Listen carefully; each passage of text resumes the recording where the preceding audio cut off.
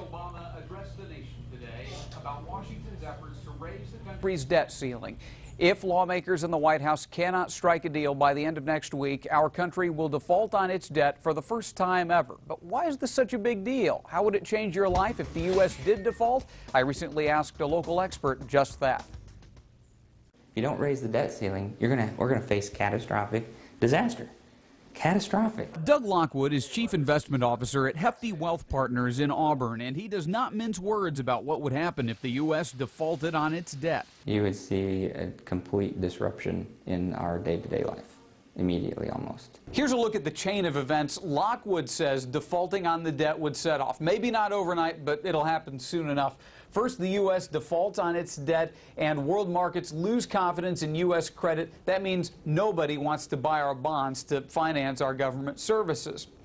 What's the problem with that? Well, it means less money is going to government services. More money is going to paying down principal and interest on our debt. At this point, one of two things happens. Either you have massive tax increases or, more likely, massive cuts in government programs and services. That's a problem because now people who rely on government checks, either they work for the government and get paid by the government, or they get a Social Security check from the government or something like that, they don't have money to spend.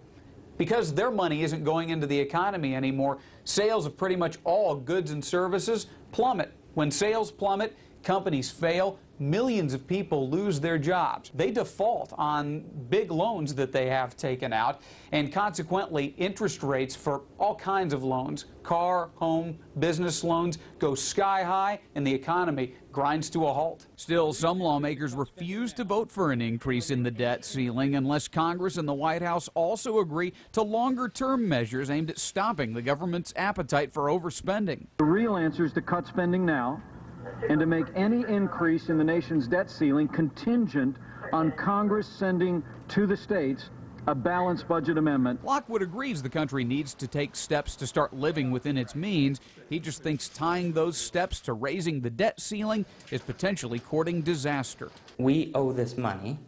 We agreed to pay it. It's bills that are due. Pay it, and then let's talk about how we're going to not get in this situation again. The country's debt limit right now is $14.3 trillion. The White House wants lawmakers to increase it another $2.4 trillion. That is what it estimates the U.S. government will need to get through the end of